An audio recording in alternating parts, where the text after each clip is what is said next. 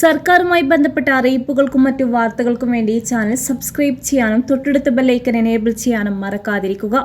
കേരളത്തിൽ വോട്ടർ പട്ടിക പ്രത്യേക തീവ്ര പരിഷ്കരണവുമായി ബന്ധപ്പെട്ട കരട് വോട്ടർ പട്ടിക പ്രസിദ്ധീകരണം ഡിസംബർ 9 മുഖ്യ തെരഞ്ഞെടുപ്പ് കമ്മീഷണർ രത്തൻ ഗേൽക്കർ. അന്തിമ വോട്ടർ പട്ടിക പ്രസിദ്ധീകരണം ഫെബ്രുവരി 7 നടക്കും. 36 ലക്ഷത്തോളം എന്യൂമറേഷൻ ഫോം ഇതുവരെ വിതരണം ചെയ്തു. പകുതിയോളം ആളുകൾ പൂരിപ്പിച്ച് തിരികെ നൽകിയതെന്നും 13% എന്യൂമറേഷൻ ഫോമാണ് ഇതുവരെ വിതരണം ചെയ്തതെന്നും രത്തൻ ഗേൽക്കർ പറഞ്ഞു.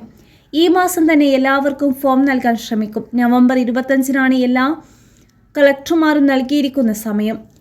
ഇന്ന് മുതൽ ഓൺലൈൻ വഴിയുള്ള സബ്മിഷൻ തുടങ്ങിയെന്നും അദ്ദേഹം കൂട്ടിച്ചേർത്തു.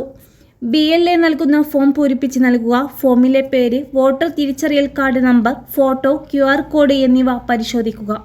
ചോദ്യങ്ങൾക്ക് കൃത്യമായ ഉത്തരം നൽകുക. ആവശ്യമെങ്കിൽ പുതിയ ഫോട്ടോ ഫോമിൽ പതിപ്പിക്കുക. 2002 SIRൽ പങ്കെടുത്തിട്ടുണ്ടെങ്കിൽ വിശദാംശങ്ങൾ നൽകുക.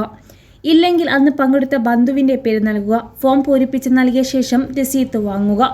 ഫോം ഓൺലൈനായും പൂരിപ്പിക്കാം. സംശയ നിവാരണത്തിന് കേന്ദ്ര തെരഞ്ഞെടുപ്പ് കമ്മീഷന്റെ ടോൾ ഫ്രീ നമ്പറായ 1950 തദ്ദേശ തെരഞ്ഞെടുപ്പിനുള്ള വോട്ടർ പട്ടികയിൽ പേര് ചേർക്കാൻ വീണ്ടും അവസരം. ഇന്നും നാളെയുമായി പട്ടികയിൽ പേര് ചേർക്കാനായി ഓൺലൈനായി അപേക്ഷ നൽകാം.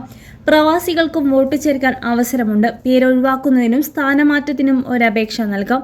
ഒക്ടോബർ 25 പ്രസിദ്ധീകരിച്ച അന്തിമ വോട്ടർ പട്ടികയിൽ പേരില്ലാത്തവർക്കാണ് പുതുതായി പേര് ചേർക്കാൻ അവസരം ഉള്ളത്.